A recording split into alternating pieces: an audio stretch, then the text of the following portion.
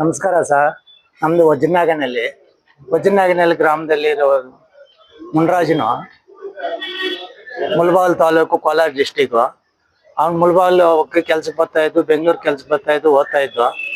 ಅವನ ಹೆಂಡತಿ ಒಂದು 6 ವರ್ಷದಿಂದ, ಅದಕ್ಕೆ ಮುಂಚೆ ಚೆನ್ನಾಗಿದ್ರು, 6 ವರ್ಷದಿಂದ ಬೇರೆ ಅಕ್ರ ಸಂಬಂಧ ಇಟ್ಕೊಂಡು ಅವರು ಶೀನಪ್ಪ ಅಂತ ಹೆಸರು, ಒಂದು ಕಾರ್ಕುಂಟವ್ರ ಶೀನಪ್ಪ ಅಂತ ಜಾಸ್ತಿ ತೊಂದರೆ ಕೊಡ್ತಾ ಇದ್ರು ಸರ್. ಎಲ್ಲಿ ಸಿಕ್ಕಿದ್ರೆ ಅಲ್ಲಿ ಹೊಡಿತಾ ಇದ್ರು.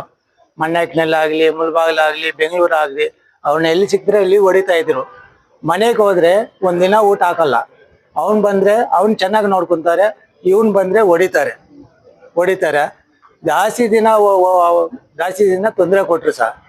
ಈಗ ಅವನಿಂದಾನೇ ನಮ್ಮ ಬಾಮತಿ ತೀರೋಗವನ ಸರ್. ಯಾರು ಹೊಡಿತಾ ಇದ್ರು ಸರ್? ಅವ್ನು ಶೀನಪ್ಪ ಹೊಡಿತಾ ಇದ್ನು ಸರ್. ಶೀನಪ್ಪನೇ ಜಾಸ್ತಿ ಹೊಡೆದಿದ್ದು. ಜಾಸ್ತಿ ದಿನ ನ್ಯಾಯ ಮಾಡಿದ್ವಿ, ಪಂಚಾಯತ್ ಮಾಡಿದ್ವಿ. ಅವನಿಂದ ಜಾಸ್ತಿ ತೊಂದರೆ ಕೊಟ್ಟವ್ರೆ ಅವ್ರಿಗೆ.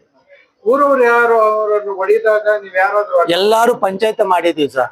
ಎಲ್ಲರೂ ಪಂಚಾಯತ್ 4 ಸಲ ಪಂಚಾಯತ್ ಮಾಡಿದ್ವಿ. ಬೇಡಪ್ಪ, ಹುಡುಗಿನ ಬಿಟ್ಬಿಡು, ಅವನು ತೊಂದರೆ ಕೊಡ್ಬೇಡ ಅಂದ್ರೆ ಎಲ್ಲಾರ ಮೀನ ರೌಡಿಸಮ್ ಮಾಡ್ತಾನೆ ಯಾರು. ಅವನ ಶೀನಪ್ಪ. ಯಾರು ಹೋದ್ರೆ ಅವ್ರನ್ನ ನ್ಯಾಯ ಮಾಡ್ತಾನೆ. ಮುಳಬಾಗಿಲು ಬಂದ್ರೆ ಅಲ್ಲಿ ನೋಡ್ಕೊಂತಿ ಬಾ ಅಂತಾನೆ. ಅದನ್ನು ಅವಂದು ನಮ್ಮೂರೇ ವಜ್ರನಾಗಿನಲ್ಲಿ ಅವಂದು ಜಾಸ್ತಿ ತೊಂದರೆ ಕೊಡ್ತಾ ಇದ್ದಾರೆ ಸರ್. ಅವನಿಂದಾನೇ ಈಗ ಜಾಸ್ತಿ ತೊಂದರೆ ಕೊಟ್ಟು ಈಗ ಹೊಡೆದು ಸಾಯಿಸವ್ರೆ ಸರ್. ಅವ್ರ ಮೇಲೆ ಇಷ್ಟೆಲ್ಲ ಹೊಡೆದಿದ್ರು, ನೀವು ದೂರ್ ಸಲ್ಸಿಲ್ವಾ ನಿಮ್ಗೆ ಸ್ಟೇಷನ್? Sir ಸೇರ್ಸಿದೀವಿ sir. 2-3 ಸಲ ನಮ್ಮ ಮೇಲೆನೆ ಕಂಪ್ಲೇಂಟ್ ಕೊಟ್ಬಿಟ್ಲ ಸರ್. ಆ ಹುಡುಗಿನ ಕರ್ಕೊಂಡೋಗಿ ಅವನು. ಈಗ ಮುನ್ರಾಜ್ ತಮ್ಮ ಇದ್ದಾನಲ್ಲ, ಅವನ ಮೇಲೆ ಕಂಪ್ಲೇಂಟ್ ಕೊಟ್ಬಿಟ್ಟ. ಅವ್ರ ತಂದೆ ತಾಯಿ ಮೇಲೆ ಕಂಪ್ಲೇಂಟ್ ಕೊಟ್ಬಿಟ್ಟ. ಜಾಸ್ತಿ ದಿನ 6 ವರ್ಷದಿಂದ ಜಾಸ್ತಿ ತೊಂದರೆ ಕೊಡ್ತಾ ಇದ್ರು.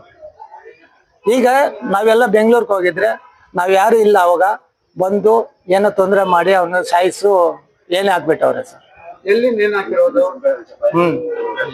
ಎಲ್ಲಿ ನೇಣ್ ಹಾಕಿರೋದು ಸರ್? ಹೊಡೆದು ಮನೆಗೇನೆ ಏನ್ ಹಾಕ್ಬಿಟ್ಟವ್ರೆ ಸರ್. ಯಾರ ಮನ್ಯಾಗ? ಅವ್ರ ಮನೆಗೇನೆ. అదే సంపేసింది ఏదని చెప్తాను సార్. నమస్కార. మాది వదిన చెప్పింది. మా అన్న మా వదిన అప్పుడు బాగా ఉండ్రి.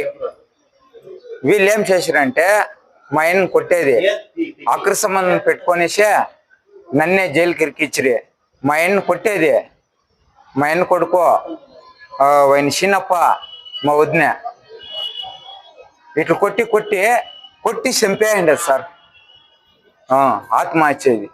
మాకు న్యాయం చేయండి స్వామి. కొట్టి చంపేయడానికి కారణం ఏంటి? ఆయన పెట్టుకోండి కదా, ఇప్పుడు అడ్డుకున్నాడు కదా చిన్నప్ప.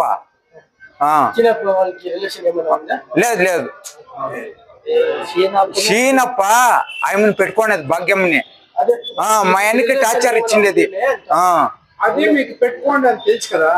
అప్పుడు మీరు ఎవరే కానీ ఆయన సార్ అడిగితే నన్ను పోలీస్ స్టేషన్ లేచి నన్ను కొట్టించినారు సార్. ఇట్లా నా మరిది వస్తాడో ఈడ్చులాడతాడో అట్లా ఇట్లా అని చెప్పి కూడా నన్ను కొట్టించినారు. మా ఆయన కొట్టినప్పుడు మేము అడ్డం పోయే కొందుకే ఇట్లా చేయనారు సార్.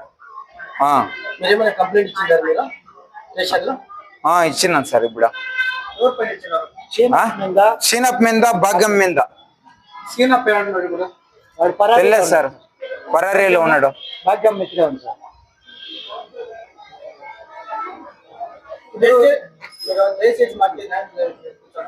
న్యాయం చేయండి స్వామి. మన ఆత్మ ఇచ్చినట్ల న్యాయం చేయండి. ఒట్టుగా మీరు ఏం చెప్పాలనుకున్నారు? ఏమి లేదు, మాకు న్యాయం చేయాలి. కావాలా? వాడి ఆత్మ శాంతి బాగుండాలి. న్యాయం కాదు. వాడు 1 బిట్లు 3 బిట్లు తెచ్చిన దానికి కారణం ఇట్లా వాడు ఆ బిట్ నుంచి తెచ్చినాడు. మాకు న్యాయం చేస్తే చాలు. మాకు అంతే. మాకు ఇంకేమవుతుంది సార్.